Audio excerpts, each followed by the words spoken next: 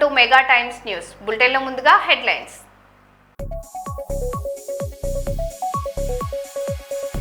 హైదరాబాద్ చిక్కడపల్లిలో మరోసారి రోడ్డెక్కిన నిరుద్యోగులు.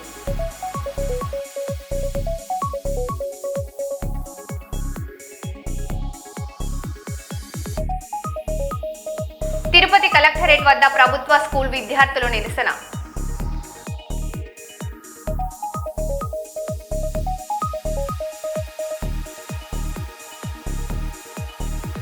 కొండగట్టు అంజన్న ఆలయంలో విధుల్లో ఈవో డ్రైవర్, క్యాష్ కౌంటర్ అప్పజెప్పిన అధికారులు.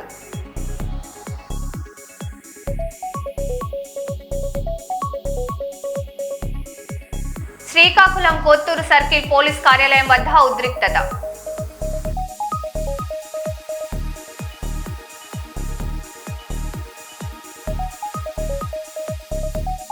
బాసర మహంకాళి అమ్మవారి వెండి కిరీటం హుండీ ఎత్తికెళ్లిన దుండగులు.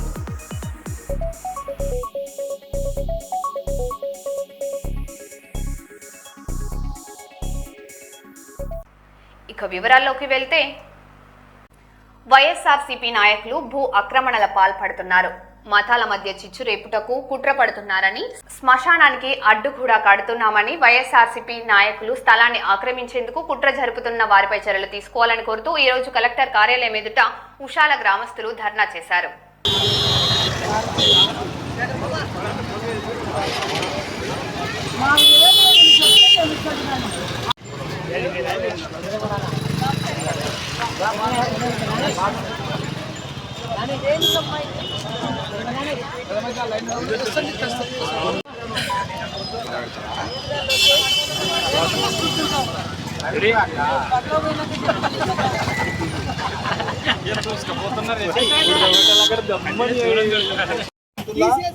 వీళ్ళందరూ కలిసి ఆ గోడ అంటే దాదాపు 80 సంవత్సరాల కింద కట్టిన గోడ కూల్చడం జరిగింది.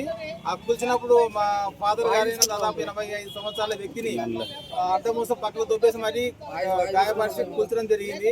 ఆ గోడ కూల్చడమే కాకుండా మాకు కష్టం లేకుండా అంటే మా స్థలానికే కాకుండా ఈ ముస్లిమ్స్ అందరూ కూడా అటువైపే ఇల్లు ఉన్నాయి. ఆ ఇళ్ళకి దారి కూడా అందులోనే పోవాల్సి వస్తుంది.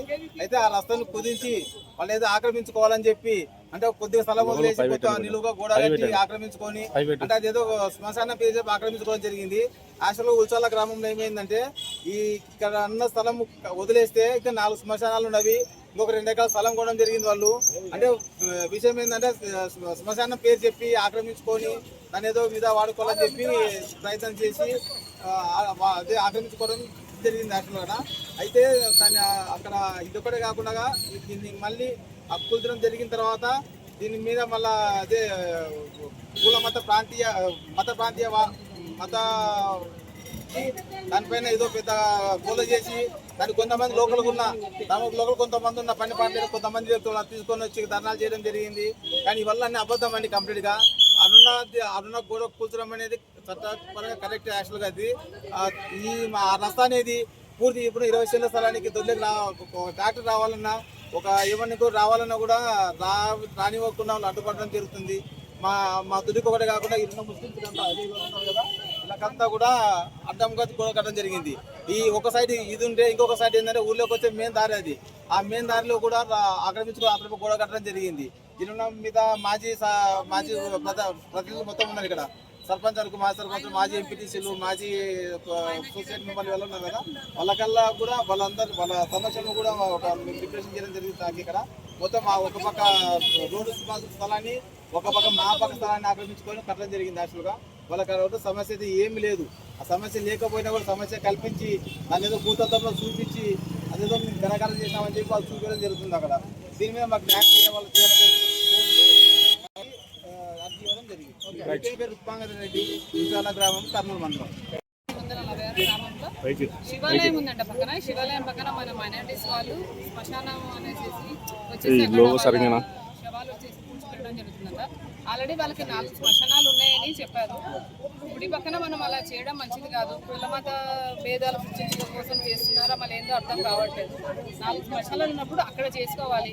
అందులో అక్కడ తిరిగే వాళ్ళు క్రిస్టియన్స్, ముస్లిమ్స్, హిందూస్ అందరూ తిరుగుతున్నారు. అక్కడ రోడ్డు కూడా చాలా ఇబ్బంది ఉంది. స్థానికంగా వచ్చిన ఆ ఊరు ముస్లిమ్స్ అందరు ఇక్కడే ఉన్నారు, మీకు కనపడుతున్నారు. వాళ్ళు చెప్పడం కూడా జరిగింది, మాకి చాలా ఇబ్బంది అవుతుంది, మా వాళ్ళు మాకి పిచ్చి పెట్టేకి చూస్తున్నారు, దానికి తగిన న్యాయం చేయండి అని చెప్పి మాకు కోవడం అనేది. అక్కడ ఉన్న వాళ్ళ పేర్లు వచ్చేసి షరీఫ్, ఖురాన్ ఖబీర్,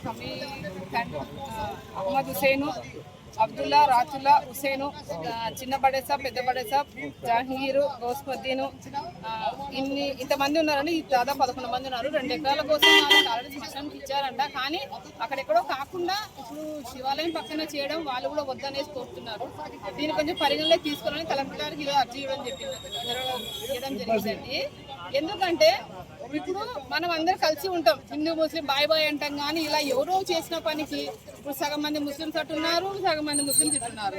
ఎవరు వాళ్ళే సరిగా లేకుండా ఊళ్ళో మధ్యలో కుల మతాలు పెట్టే చిచ్చు పట్టుకుంటారు. దీన్ని తక్షణమే ఇలా గుళ్ళ పక్కన ఇక్కడే కాదు ఎక్కడైనా సరే అలా ఉండకూడదు, శ్మశానాల్లో ఉండకూడదు అనేసి మేము కోరుతున్నామండి.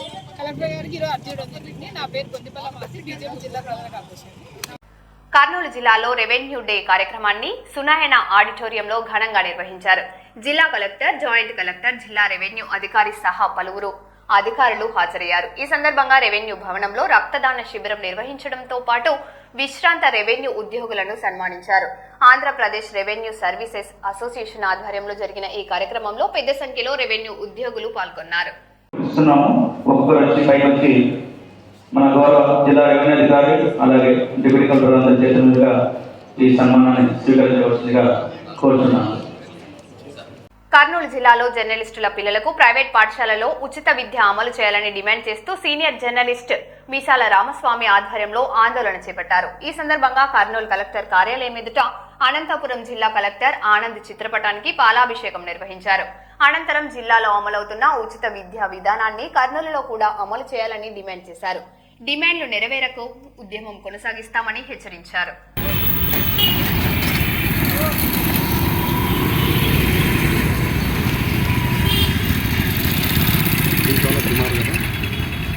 అనంతపురం జిల్లా కలెక్టర్ అనంతపురం జిల్లా కలెక్టర్ అనంతపురం జిల్లా కలెక్టర్ అనంతపురం జిల్లా కలెక్టర్ అనంతపురం జిల్లా collector Anantapuram collector Anantapuram collector. Andhra Pradesh రాష్ట్ర మొదటి రాజధాని కర్నూలు జిల్లాలో జర్నలిస్టుల పిల్లలకు ఉచిత విద్య ఇవ్వాలని చెప్పేసి గత అనేక ఏళ్ళుగా మేము కోరుతున్నప్పటికీ రాష్ట్ర ప్రభుత్వం కానీ అలాగే జిల్లా అధికారులు కానీ పెడచెవిన పెట్టారు.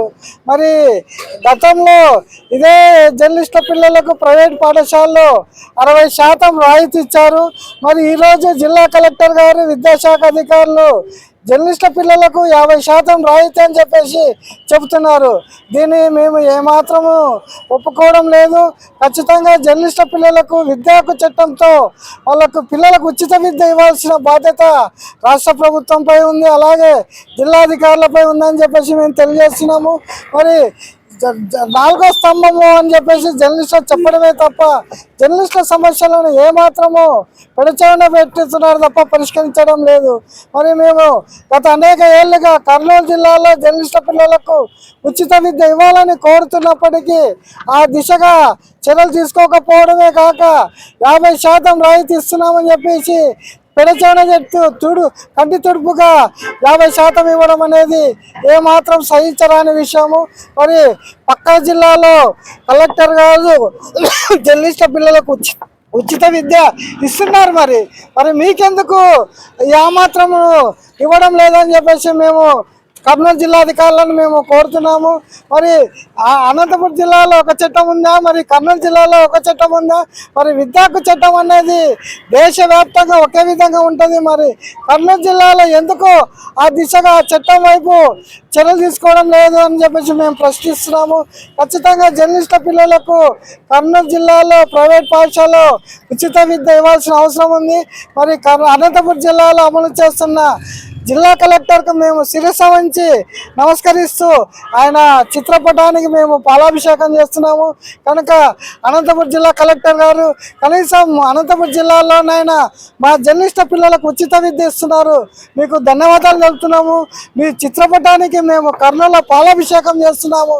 కనుక కనీసము అనంతపురం కలెక్టర్నైనా చూసి ఈ కర్నూలు కలెక్టర్ గారు కానీ అలాగే విద్యాశాఖ అధికారులు కానీ ఏ విధంగా అయితే చర్యలు తీసుకున్నారో అదే విధంగా ఇక్కడ చర్యలు తీసుకోవాలని మేము కోరుతున్నాము. Ramaswamy, senior reporter, Kurnool. శ్రీవాణి నిధులతో షిరిడి సాయి ఆలయాల నిర్మాణం చేపట్టలేమని ఏపీ ప్రభుత్వం స్పష్టం చేసింది.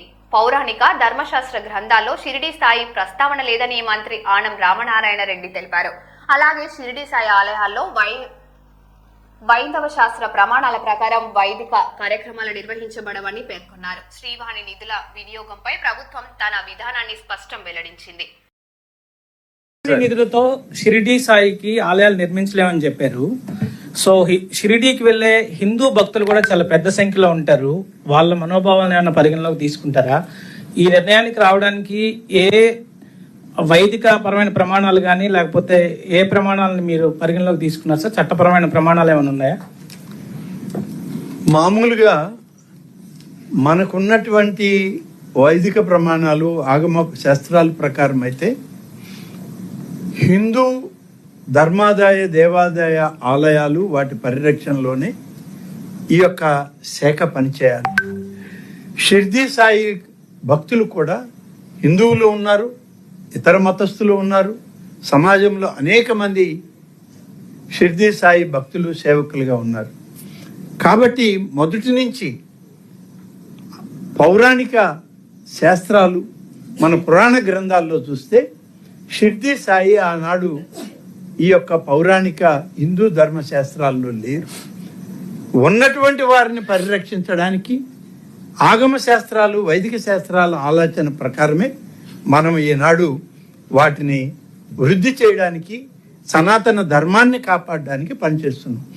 షిర్డీ సాయి ఆలయాలు ఎక్కడ ఏర్పడినా మీరు అన్నట్లు హిందువులు ఉన్నారు, అనేక మతస్థులు ఉన్నారు.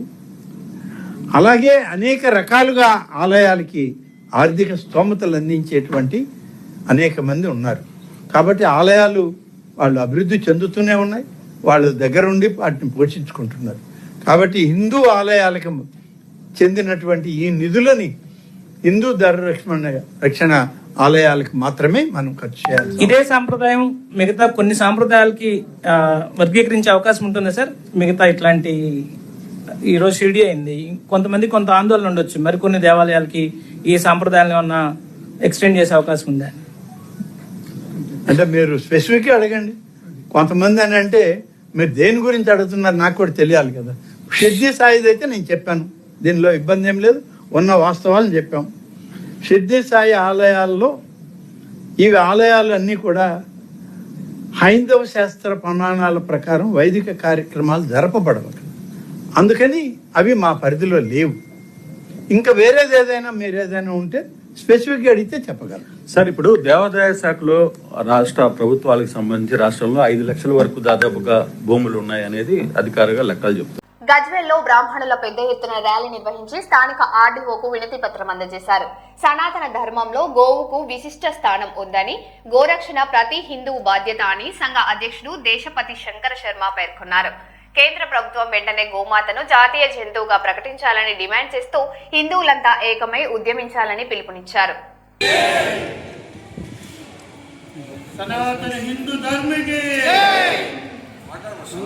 గాయత్రి మాతాకి జై. జై పరశురామ్. ఈరోజు గజ్వేల్ డివిజన్ బ్రాహ్మణ సేవా సంఘ సమక్ష పక్షాన ఆవును జాతీయ జంతువుగా ప్రకటించాలని ప్రభుత్వానికి విన్నవించుకుంటూ ఈరోజు ర్యాలీగా బయలుదేరి ఆర్డీఓ ఆఫీసులో వినతి పత్రం సమర్పిస్తున్నాము. జై బ్రాహ్మణ్, జై జై బ్రాహ్మణ్. ఈరోజు గజ్వేల్ డివిజన్ బ్రాహ్మణ సేవా సంఘ సమాఖ్య పక్షాన గోమాతను జాతీయ జంతువుగా ప్రకటించాలని డిమాండ్ చేస్తున్నాం. గోమాత సాధారణ జంతువు, అన్ని జంతువులలో కన్నా సాధారణ జంతువు. ఆ జంతువును మన సాంప్రదాయం ప్రకారం 33 కోట్ల దేవతలను పూజించినట్టుగా భావిస్తాము. వేదాలు శాస్త్రాలు చెప్పిన ప్రకారంగా గోవును కూడా అమ్మగా మనం భావిస్తాము మన సంప్రదాయం ప్రకారం. కాబట్టి ఆ గోమాతను కాపాడుకోవాలనే ఆలోచన, వాటిని రక్షించాలనే ఆలోచన ప్రతి వారికి ఉండాలని ఆశిస్తూ ఈ సందర్భంగా ప్రభుత్వాలను మేము డిమాండ్ చేస్తున్నాం. వెంటనే గోవును జాతీయ జంతువుగా ప్రకటించాలని. జై బ్రాహ్మణ్. జై బ్రాహ్మణ్. మన ఆవు గోమాత, ఈరోజు గోమాతను రక్షించుకోవాల్సినటువంటి అవస్థలో మనం ఉన్నాము. ఈరోజు గోమాత అంటే 33 కోట్ల దేవతలకు నిలయం. అదేవిధంగా గోవు యొక్క పంచితం మూత్రం కానీ ఆవు పేడ కానీ ఈరోజు ఏ ముఖ్య కార్యక్రమాల్లో అయినా కానీ శుభకార్యాలైనా వాడుకుంటాము. అటువంటి గోవును మనము ఈరోజు కోల్పోతున్నాము. కాబట్టి ఆ గోవులన్నింటినీ కూడా రక్షించుకోవలసిందిగా మన హిందూ ధర్మం. అదేవిధంగా ఈరోజు ఆ యొక్క గోవును జాతీయ జంతువుగా ప్రకటించాలని చెప్పి కోరుకుంటూ మా గజ్వేల్ బ్రాహ్మణ డివిజన్ తరఫున ర్యాలీగా వెళ్ళి ఆర్డీఓకు వినతి పత్రం అందజేస్తున్నాము. జై శ్రీరామ్. గోమాతాకి. గజ్వేల్ బ్రాహ్మణ సంఘం తరఫున డిమాండ్ కూడా చేస్తున్నాము. పల్నాడు జిల్లా పెద్దకూరపాడు నియోజకవర్గంలోని గారపాడు గ్రామంలో మద్యం దుకాణం వద్ద ఉద్రిక్త ఘటన చోటు చేసుకుంది. 3 బీర్లు కావాలంటూ వచ్చిన వ్యక్తులు కౌంటర్ వద్ద డబ్బుల విషయంలో వైన్ సిబ్బందితో వాగ్వాదానికి దిగారు. అడ్డుకునేందుకు ప్రయత్నించిన సహాయకుడు వెంకటకృష్ణపై బీర్ బాటిల్తో దాడి చేయడంతో ఆయనకు తీవ్ర గాయాలయ్యాయి. బాధితుడిని ఆసుపత్రికి తరలించగా కేసు నమోదు చేసిన పోలీసులు నిందితులను అరెస్టు చేశారు.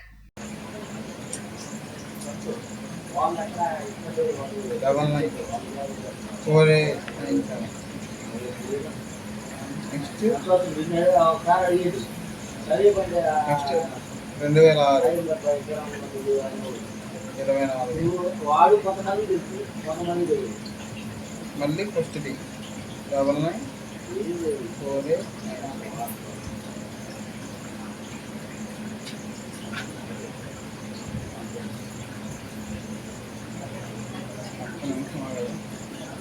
9948. హలో 1056.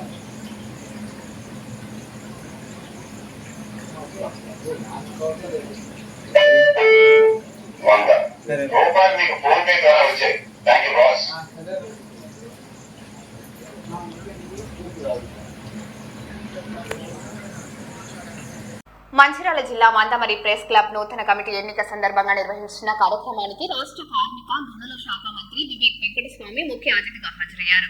నూతన కమిటీ సభ్యులను అభినందించిన మంత్రి జర్నలిస్టులు సమస్యల సంక్షేమ అంశాలపై చర్చించారు. నిరుద్యోగ జర్నలిస్టులకు ఉపాధి అవకాశాలు, డబుల్ బెడ్రూమ్ ఇల్లు కేటాయింపు, అక్రిడేషన్ కార్డుల మంజూరు వంటి సమస్యలను జర్నలిస్టులు మంత్రి దృష్టికి తీసుకువచ్చారు.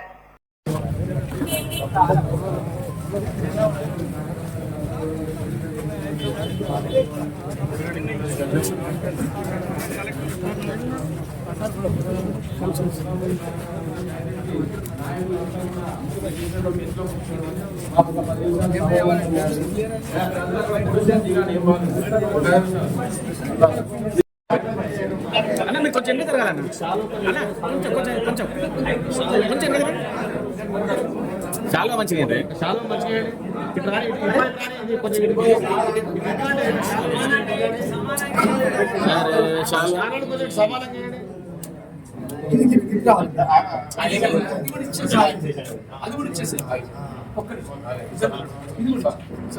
కొంచెం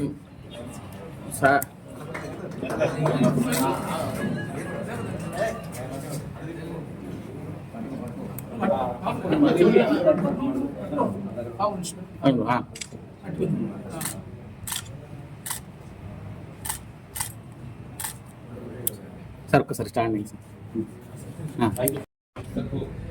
గవర్నమెంట్ భూములు ఇచ్చింది. ఎందుకంటే మనకి ఇక్కడ ఉద్యోగాలు కూడా తక్కువైపోయినాయి, మైనింగ్ కూడా తక్కువైపోయింది. ఎక్కడైతే ప్రభుత్వం సింగరేణి సంస్థకి ఇచ్చింది, నేను ఆల్రెడీ సీఎండి గారికి లెటర్ రాసినాం, మన చర్చ కూడా జరిగింది. ఎక్కడైతే గవర్నమెంట్ భూమి ఇచ్చిండ్రో సింగరేణి, అది మళ్ళా వాపసు ఇచ్చేయాలని చెప్పి మేము ఒక ప్రపోజల్ పెట్టడం జరిగింది. ఆ ప్రపోజల్ పెడితే మనకు కొన్ని భూములు వస్తాయి. ఎందుకంటే ప్రత్యేకంగా మందమరిలా మీరు నువ్వు అన్నట్టు 170 ఉన్నదని చెప్పి మనము పట్టా ల్యాండ్ ఇవ్వలేము. పట్టా ఏ భూమి ఉన్నా కానీ దీంట్లో వస్తుంది. గవర్నమెంట్ భూమి ఉన్నప్పుడు మనం దాంట్లో చేయొచ్చు. నేను మొన్న ప్రపోజల్ పెట్టినాను, అనౌన్స్ చేస్తే మళ్ళీ మీరు పేపర్లో రాస్తారు, మళ్ళీ రేపు మరీ కూర్చునేమో అని అంటారు మళ్ళీ మీరే. సో నేను ఓపెన్గా చెప్తలేను, కానీ నేను లెటర్ రాస్తాను. మాకు నిజంగానే డబుల్ బెడ్రూమ్ 50 ఎకరాలు మన సింగరేణి సంస్థ నుంచి మనకు వస్తే మనం ఇంత ప్రపోజల్ ఎట్లా 5 లక్షలు ఇస్తున్నారు, ఇక్కడ కట్టలేము. నేను స్పెషల్ పర్మిషన్ తీసుకొని డబుల్ బెడ్రూమ్ ఇల్లు కడదామని నాకు ఒక ఆలోచన ఉన్నది. నేను దానికి ప్రయత్నం చేస్తున్నాను, కానీ ఇప్పుడే అనౌన్స్ చేస్తాను. ఎందుకంటే అనౌన్స్ చేస్తే మరి ఒక క్లారిటీగా ఉండాలి మనం చెప్పినప్పుడు. సో దాని గురించి నేను ప్రయత్నం చేస్తానని చెప్పి మీ అందరికీ భరోసా ఇస్తూ, మీరు ఇప్పుడే ఉద్యోగాల గురించి మాట్లాడండి. నేను మీ అందరికీ చెప్తున్నాను, మనకు తెలుసు ఇదంతా coal bearing area. Coal bearing area అంటే ఏ కంపెనీలు పెట్టచ్చు? మనం కోల్కి సంబంధించిన కంపెనీలు పెట్టచ్చు, అవునా? ఇక్కడ రా మెటీరియల్ కావాలనుకుంటే కోల్ బేరింగ్ ప్రాజెక్ట్స్ మనం పెట్టుకోవచ్చు. కోల్ బేరింగ్ ప్రాజెక్ట్స్ ఎవరు పెడతారు? గవర్నమెంట్ ఆఫ్ ఇండియా అన్న పెట్టాలి, లేకపోతే గవర్నమెంట్ ఆఫ్ తెలంగాణలో పెట్టాలి. ఇప్పుడు నేను మొన్న మీకు తెలుసు టీఆర్ఎస్ వాళ్ళు వేలంలో పోవద్దు అని చెప్పి వాళ్ళు ధర్నా చేసినారు, ఆపినారు. కానీ నేను వచ్చిన తర్వాత ముఖ్యమంత్రి గారు నచ్చి చెప్పి మనకు ఇక్కడ ఆల్రెడీ ఒక మైనర్ రావడం జరిగింది. నేను మొన్న కూడా డిఎఫ్ఓ గారితో మాట్లాడినాను. కొత్త డిఎఫ్ఓ గారు పాపం ఎట్లా హెల్ప్ చేయాలి, ఎట్లా ఆలోచించాలని చెప్పి వారు చేస్తున్నారు. ఆ క్లియరెన్స్ వస్తే మనకు ఒక మంచి మైండ్ ఇక్కడ మందమరిలో మనకు రాబోతుంది. సో ఇప్పుడు వచ్చినప్పుడు మనందరికీ కూడా ఉద్యోగ అవకాశం ఉంది. అదే కాదు, అది సరిపోదు. నేను చాలాసార్లు కూడా ఈ స్కిల్ డెవలప్మెంట్ సెంటర్ ఏదైతే సింగరేణి ఉందో, ఫస్ట్ అన్నమాట సింగరేణి సంస్థలోనే కొత్తగూడెము, భూపాల్పల్లి, రామగుండం అన్ని ఏరియాస్ కన్నా ఫస్ట్ స్కిల్స్ డెవలప్మెంట్ సెంటర్ మన మందమరిలోనే పెట్టారు. సో మీరు కూడా ఎంకరేజ్ చేయాలి. మన పిల్లలు పోతలేరు, వాళ్ళు అక్కడ పోతే ఎన్ని ఉద్యోగాల అవకాశాలు ఉన్నాయంటే అన్ని ఉద్యోగ అవకాశాలు ఉన్నాయి. ఇప్పుడు మా ఇంట్లో మన మంచిర్యాల ఏదైనా డ్రైనేజ్ ప్రాబ్లం అయింది, ఏదైనా ఎయిర్ కండిషనర్ ప్రాబ్లం అయింది, ఏం చేస్తున్నాం మనము? హైదరాబాద్ నుంచి పిలిపిస్తున్నాం. ఎందుకు పిలిపించాలి? మన పిల్లలు ఇక్కడ ఈ స్కిల్ డెవలప్మెంట్ సెంటర్లో ట్రైనింగ్ అయిపోతే ఇక్కడే ఉద్యోగం చాలా ఉన్నాయి, ఉద్యోగ అవకాశాలు. దీన్ని వాడుకోవడానికి ఎంకరేజ్ చేయాలి మనం. మీరందరూ కూడా కొంచెం సహకరించండి. ఇప్పుడు నేను జర్మన్ లాంగ్వేజ్ స్టార్ట్ చేసినాను. ఇప్పుడు ఫస్ట్ డేనేమో 46 పీపుల్ వచ్చారు ఫస్ట్ సెషన్, సెకండ్ సెషన్లో 46 పీపుల్. మెల్లమెల్లగా ప్రాబ్లం ఏంటంటే మందమరిలో మెల్లమెల్లగా ఇంట్రెస్ట్ పోతుంది వాళ్ళకి. పోనీయకండి, ఎందుకంటే ఇది ఒక మంచి ఎక్స్పెరిమెంట్ మనం ఇక్కడ మందమరిలో చేస్తాం. ఎక్కడ కూడా ఇవ్వలేదు. నేను 1000 రూపీస్ స్కాలర్షిప్ ఇస్తున్నాను వాళ్ళకి. ఎవరైతే 80% అటెండెన్స్ ఉందో వాళ్ళకు 1000 రూపీస్ ఇస్తాను. ఇవాళ పోయి అనౌన్స్ చేసిన ఎవరైతే పాస్ అవుతారో మీ అందరికీ ఒక గిఫ్ట్ ఇస్తాను. ఎందుకంటే ఈ సక్సెస్ఫుల్ చేసేది అవసరం. దీన్ని చూసి ఇంకొక 1000 మంది వస్తారు. ఉద్యోగ అవకాశాలు కల్పించాలంటే ఎందుకంటే నేను ఇప్పుడు skill development centre incharge, outcome నాకు కింద వస్తుంది. నిన్న కూడా రివ్యూ మీటింగ్ పెట్టుకున్నప్పుడు ఉద్యోగాల కరువు లేదా? ఉద్యోగాలు ఎన్ని ఉద్యోగాలు అంటే అన్ని ఉద్యోగాలు. ఇంజనీర్స్ కి, డిప్లొమా హోల్డర్స్ కి, మన ప్లంబర్స్ కి, ఐటీఐ ఎలక్ట్రీషియన్స్, ఐటీఐ ఇది హోమ్ కేర్ గివర్స్, నర్సెస్, ఒక పెద్ద ఆటమ్ బాంబ్ లెక్కునే ఉద్యోగాలు బయట. మనము వారికి సూట్ అయ్యేటట్టు మనం నేర్చుకుంటే చాలా బాగుంటుంది. సో మీ అందరినీ కూడా, ఎందుకంటే మీరు అందరితో చర్చించుకుంటారు, అందరితో మాట్లాడుతుంటారు, దీని గురించి మాట్లాడండి, ఎంకరేజ్ చేయండి. నాకు ఇవ్వండి, ఖర్చులు మేము పెట్టుకుంటున్నాం, ట్రైనింగ్ చేసే ఖర్చులు అన్నీ కూడా మేము పెట్టుకుంటున్నాం. వాళ్ళకి ఎందుకంటే నా నియోజకవర్గం నేను తీసుకుంటా, ఎంత గవర్నమెంట్ తీసుకుంటా అంత తీసుకుంటా, తగ్గిందంతా నేను తీసుకుంటా. కానీ ఉద్యోగ అవకాశాలు కల్పిస్తాను, పంపిస్తాం కూడా. నిన్ననే 5000 ఉద్యోగాలు ఇంజనీర్స్, డిప్లొమా హోల్డర్స్, ఎవరైనా మంచి ఉంటే మీరు లిస్ట్ చేయండి. మన పిల్లలు మీరందరికీ కూడా వాళ్ళే వచ్చి ట్రైనింగ్ ఇచ్చి, వాళ్ళే లాంగ్వేజ్ నేర్పించి, వాళ్ళే ఉద్యోగం ఇచ్చి, వాళ్ళే తీసుకుపోతారు. నేను ఫినిష్ మీకు ఈ మంచి అవకాశం. సో మనం ఎంకరేజ్ చేయాలి మన పిల్లలు. ఎందుకంటే నా పర్సనల్ ఎక్స్పీరియన్స్, నేను ఒక 500 మందిని తీసుకున్నాను విశాఖ. కానీ ఎవరు ఉండరు, దూరం ఉంది సార్, నా ఇంటి పక్కన కావాలి ఉద్యోగం అంటే. కానీ ఈ రోజులలో ఎక్కడ వస్తుంది చెప్పండి మీరు? ఎక్కడ ఉద్యోగం ఉంటే అక్కడ పోవాలి. ఇప్పుడు నేను బిజినెస్ మ్యాన్, నేను ఇతర రాష్ట్రాల్లో ఎందుకు పెట్టినాను ఫ్యాక్టరీ? అక్కడ బిజినెస్ ఉన్నదని పోయింది, ఇక్కడ లేదు. ఒక దగ్గర ఒక ఫ్యాక్టరీ ఉంటే ఫుల్ అయిపోతుంది, దాని తర్వాత ఇంకో ఫ్యాక్టరీ పెట్టలేము కదా. పెడితే ఏమవుతుంది? సర్ప్లస్ అవుతుంది. సర్ప్లస్ అయినప్పుడు ఒరిజినల్ ఫ్యాక్టరీ కూడా పోతుంది. అవునా కదా?